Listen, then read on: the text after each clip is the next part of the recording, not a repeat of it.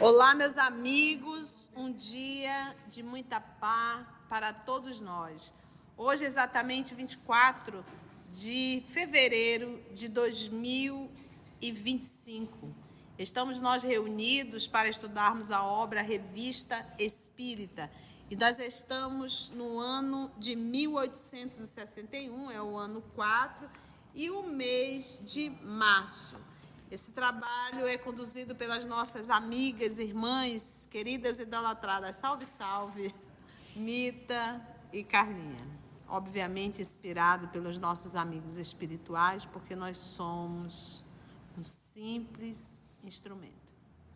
Então vamos envolver a nossa irmã Mita para fazer a nossa prece de gratidão e logo depois iniciarmos o nosso estudo. Graças te damos, Senhor da vida, pela oportunidade do estudo e do trabalho. Como acabamos de ouvir em Humberto de Campos, esforço e tempo são as chaves de engrandecimento da alma. Então ajuda-nos para que nós possamos aproveitar esse tempo agora de oportunidade neste local fraterno que nos recebe com alegria, com bom humor, para que nós possamos entender, compreender as lições dessa revista magnífica, que são gotas de luz, de esperança e de caminho firme a seguir até Ti. Ajuda-nos para estarmos presentes nesse momento, esquecermos a vida lá fora, as atribulações, os trabalhos, as obrigações, e que possamos nos dedicar esse tempo com esforço para que possamos colocar essas lições em prática, primeiro em nós e depois, aonde quer que estejamos, que possamos fazer brilhar a nossa luz como Tu bem nos exortaste. E ajuda-nos a ficarmos contigo, que espera por nós desde sempre, que assim seja. Continuando as conversas familiares de Além Túmulo, hoje nós vamos iniciar Senhorita Pauline M. A senhorita Pauline M. é uma comunicação enviada pelo senhor Pichon, um médio de Sens, que é uma comuna francesa perto do departamento de Yonne, a alguns quilômetros da França. Evocação. Aqui estou, meus bons amigos. Vossos pais nos pediram que vos perguntássemos se sois mais feliz do que na existência terrena. Terias a gentileza de nos dizer? Oh, sim, sou mais feliz do que eles. Algumas vezes assistis vossa mãe? Eu quase não a deixo, mas ela não pode compreender todo o encorajamento que lhe dou. Sem isto, não estaria tão mal. Ela chora por minha causa e eu sou feliz. Deus me chamou a si, é um favor. Se todas as mães estivessem bem compenetradas das luzes do Espiritismo, quanta consolação para elas.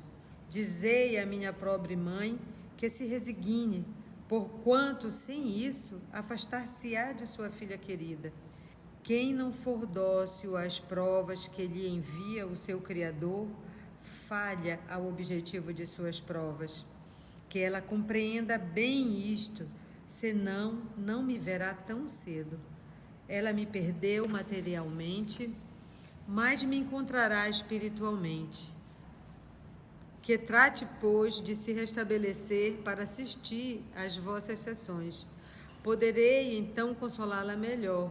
Eu mesma serei mais feliz. E a gente vê como é interessante essa consolação, que já dá também para a gente um alento, né? Ela chora por minha causa e eu sou feliz. Quem de nós, se não perdeu, ainda perderá um ente amado, para a gente compreender que a gente pode chorar, mas a gente pode chorar de saudade. E tem choro de revolta, choro de inconformação, choro de lamentação. Então a gente tem que saber qual é o fundo das nossas emoções. E ela diz: quem não for dócil às provas que ele envia o seu Criador, falha ao objetivo de suas provas. E provas, como diz a tia, que não se tira 10, são provas que serão repetidas. Ele diz assim: você assiste a sua mãe, eu não saio do lado dela. Né? Eu não saio, eu quase não a deixo. Mas ela não pode compreender todo o encorajamento que eu estou dando para ela. Ela não pode compreender. Por que ela não pode compreender? Está chorando. Né? Porque imagina, gente, aqui o Espiritismo estava chegando, você ter a certeza. Eu me recordo que uma vez eu fui convidada para um grupo de mães que haviam passado pela dor da desencarnação de um filho, né? E tinha uma mãe muito revoltada. Então ela estava agredindo, dando patada em todo mundo. E naquele dia eu fui para receber as patadas. E ela disse assim: quer dizer que eu não posso chorar pelo meu filho? E eu disse: aonde a senhora acha que o seu filho está? Eu estava tentando falar de espiritualidade, né? Ela disse: meu filho está nos braços de Deus. Eu disse: tem braço melhor do que o dele? Aí ela calou. Mas ela estava muito machucada. Então, às vezes, a gente quer dar o consolo, mas a pessoa não quer. Não quer. Eu tive que falar a linguagem dela. Tá, então na tua cabeça, onde é que está teu filho? Eu estou tentando falar de espiritualidade, mas você não quer aceitar? Aonde está teu filho, então? O que tu imagina? Ele está nos braços de Deus. Eu digo: então tem braços melhor do que o de Deus? Por que tu está sofrendo? Se o teu filho está nos braços de Deus, por que tu está sofrendo? Por que tu está desesperada? Não está dizendo, dói a separação? Dói. A gente está habituada, a gente está convivendo, a gente ama, a gente não vai mais poder abraçar, não vai mais poder beijar, não vai mais poder cheirar, a gente não vai mais poder ouvir a voz. Só que à noite, no momento do sono, a gente pode encontrar com os nossos amores. Se eles tiverem condições, e nós também. Porque às vezes, por que a gente não encontra? Porque o nosso desespero é tão grande que a gente vai fazer mal para o ente querido que foi, que também dói. Dói tanto para quem fica, mas dói para quem vai. Porque é um processo de... Imagina quem fica, continua no meio. E quem vai? Que sai totalmente do meio que está habituado. Imagina uma mãe quando vai que deixa os filhos todos aqui. Não é fácil, né? Então ele diz, ele não sai do lado dela, ele está sempre encorajando, mas a dor dela, a revolta, a não aceitação, impede de ela perceber esse encorajamento que ele está dando. Impede até da pessoa fazer uma oração pela empatia, porque a revolta é maior do que a fé. Agora você imagina, se ele não estivesse bem, mais a revolta da mãe, imagina que situação esse rapaz ia ficar. Ele já não estava bem, não estaria bem, revoltado. E a mãe também estaria uma obsessão de mão dupla.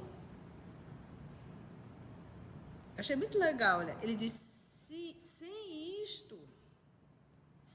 isto, não estaria tão mal.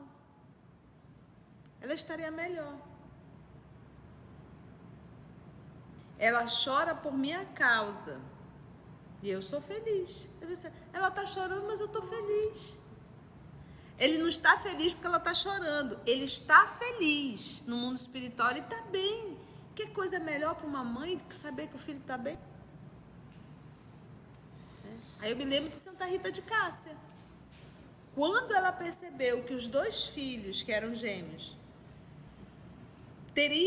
poderia se tornar um assassino, porque eles queriam vingar a morte do pai, o que a Rita de Cássia fez? Que foi considerada santa.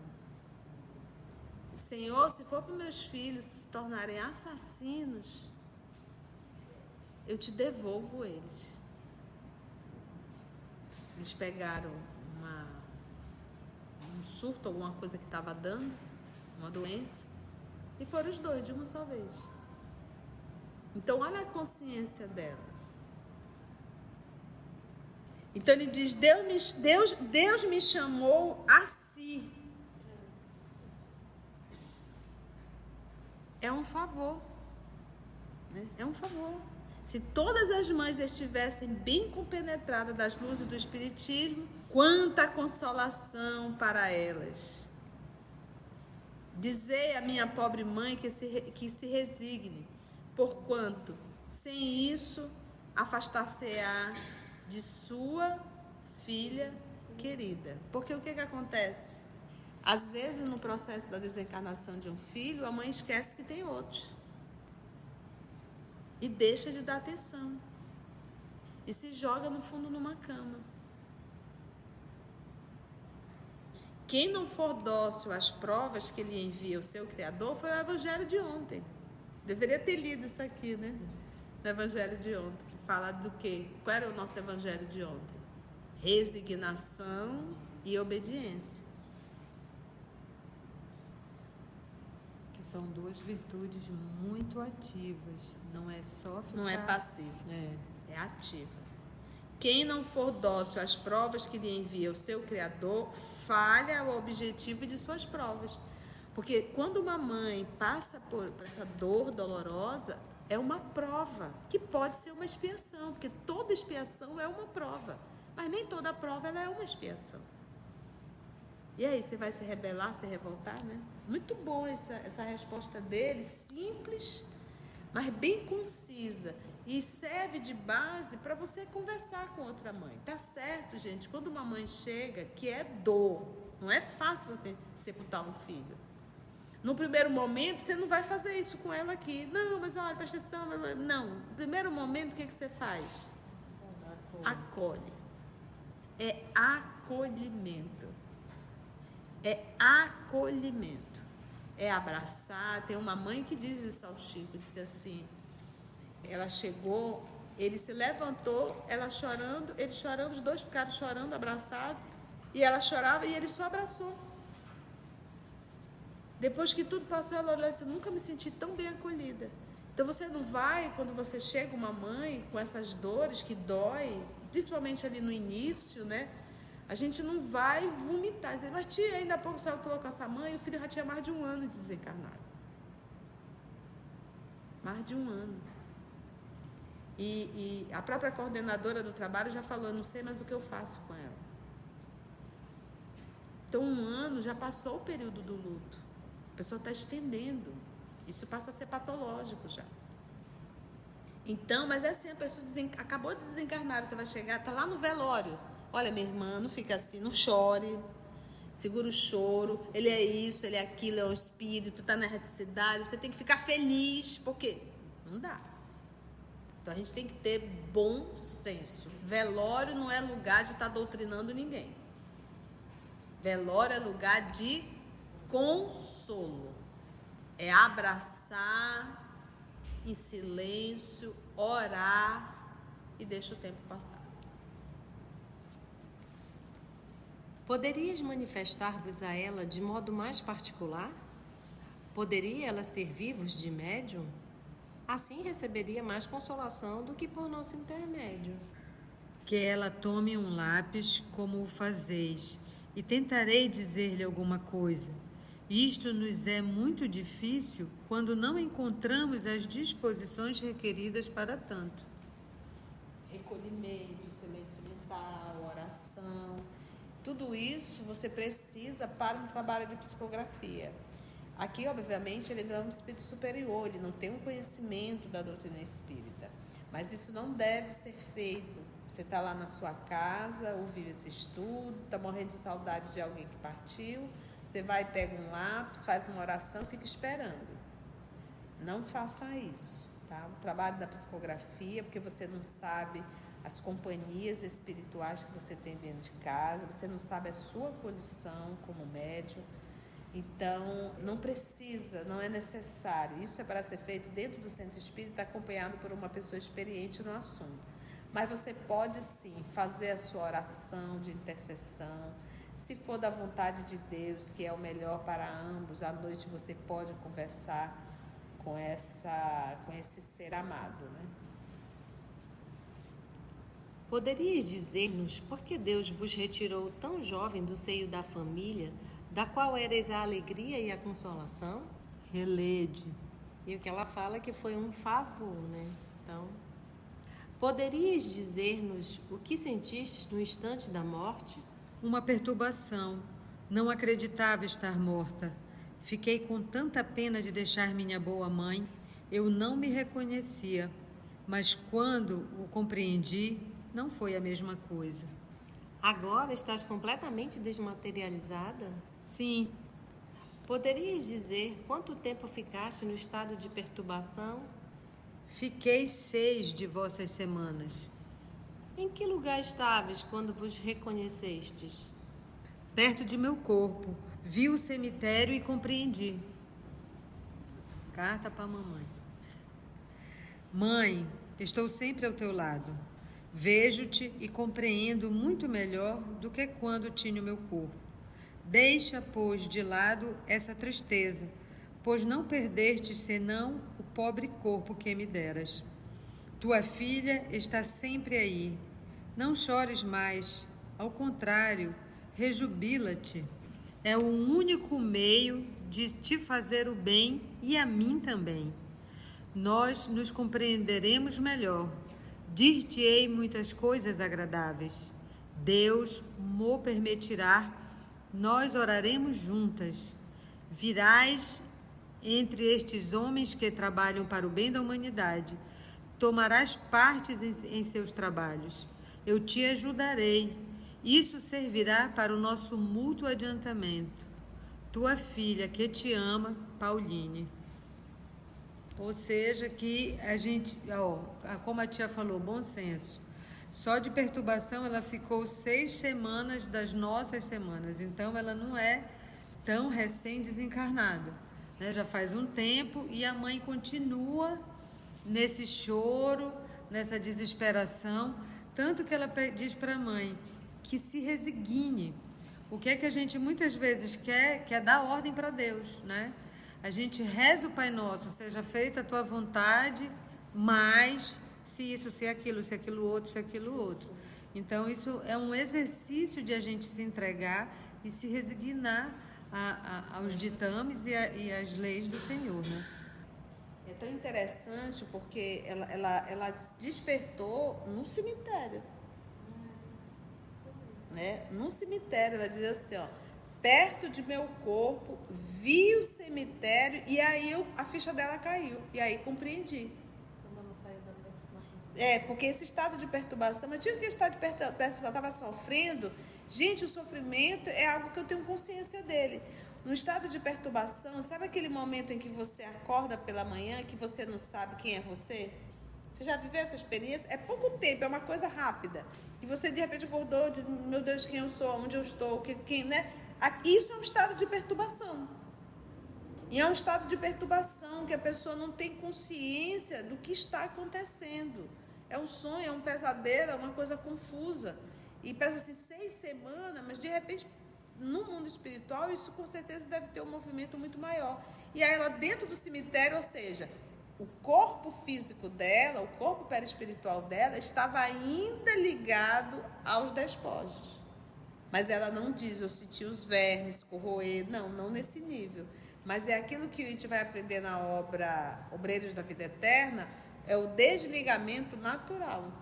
Mas ainda assim ela não passou por uma perturbação maior de sofrimento. E aqui voltando, que eu acabei fazendo um comentário, mas o principal aqui quando ela diz que você vai se afastar da sua filhinha, né, da sua filhinha querida, porque o que acontece? Se a mãe entra no processo de rebeldia, de revolta, ao desencarnar, as duas não poderão não se encontrar.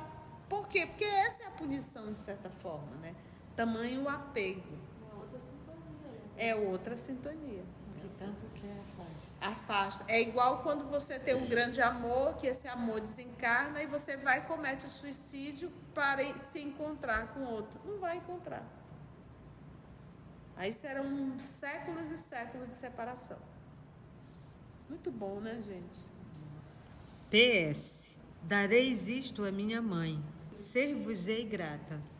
Pensais que a convalescença de vossa mãe seja ainda longa? Isso vai depender das consolações que receber e de sua resignação. Lembrai-vos de todas as vossas reencarnações? Não de todas. A penúltima ocorreu na terra? Sim, eu estava numa grande casa de comércio, Em que época foi? no reinado de Luís XIV, no começo.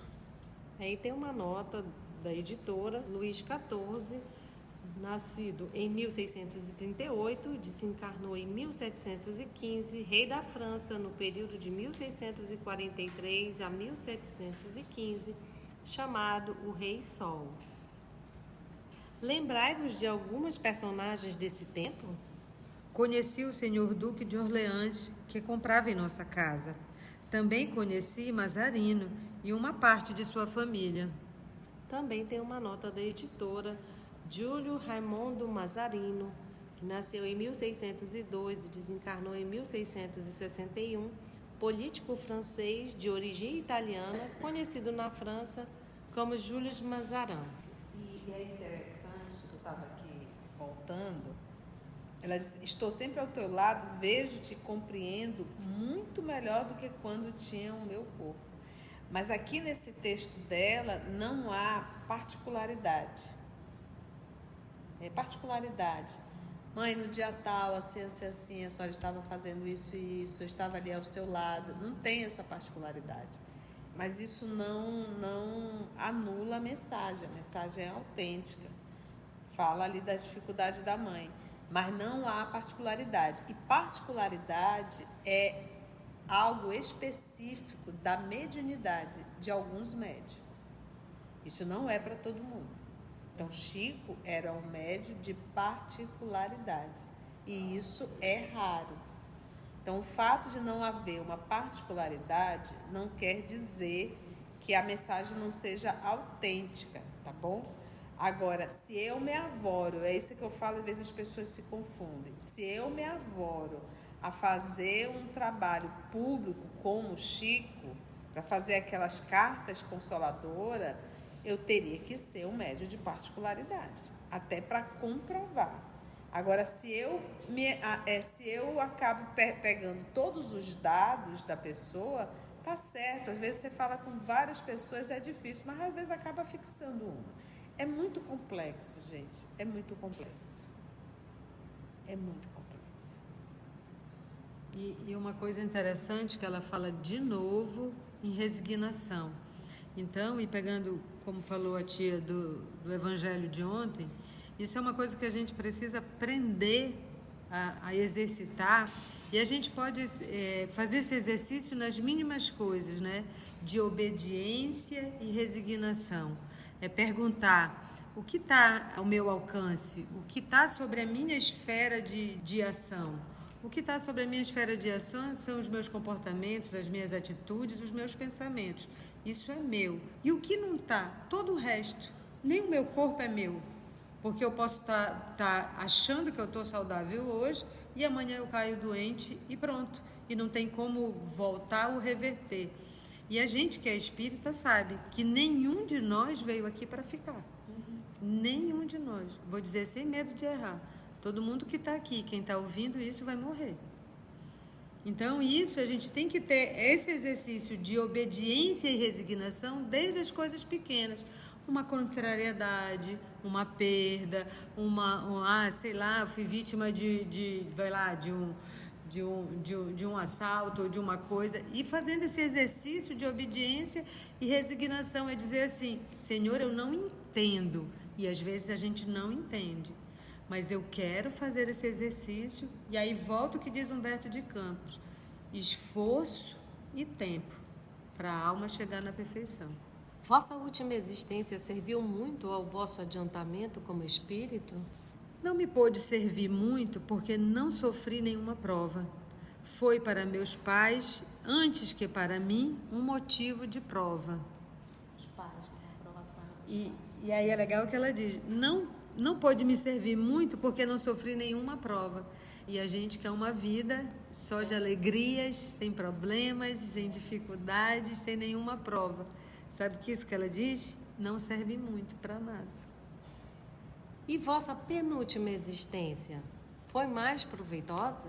Sim, porque nela fui muito provada. Reveses de fortuna, morte de todas as pessoas que me eram caras, fiquei só. mas confiante em meu Criador, tudo suportei com resignação. Dizei à minha mãe que faça como fiz, que aquele que lhe levar minha consolação, por mim aperte a mão de todos os meus parentes. Adeus. Adeus, Pauline. Tchau, seu Kardec. Uma mensagem simples, né, mas com grandes ensinamentos. Se você chegou até aqui o final, deixa seu comentário. É muito importante a gente poder ler o teu comentário. Não esqueça de curtir para que possa divulgar a página. Dá o seu like, né? E, se possível, faça a sua inscrição no nosso canal e toca o sininho. Porque quando você toca o sininho, o YouTube avisa para você quando o EOS publicar um novo estudo. Então, receba um grande abraço da família EOS Manaus. E assim finalizamos mais uma comunicação familiar bastante profunda e de bastante aproveitamento para todos nós. E agradecemos nosso Senhor Jesus, aos amigos espirituais por essa oportunidade e até o nosso próximo estudo, se Deus assim permitir. Que assim seja. EOS Manaus. Estudando para servir ao Cristo. Visite nosso site em www.eosmanaus.org. No YouTube, procure o canal EOS Manaus. Participe do nosso grupo no Facebook. No Instagram somos @EOS Manaus. Escute e estude na Rádio Manaus de Estudos Espíritas. Estamos, também, em diversas plataformas de áudio. Procure EOS Manaus, no seu aplicativo preferido. EOS Manaus. Estudando para servir ao Cristo.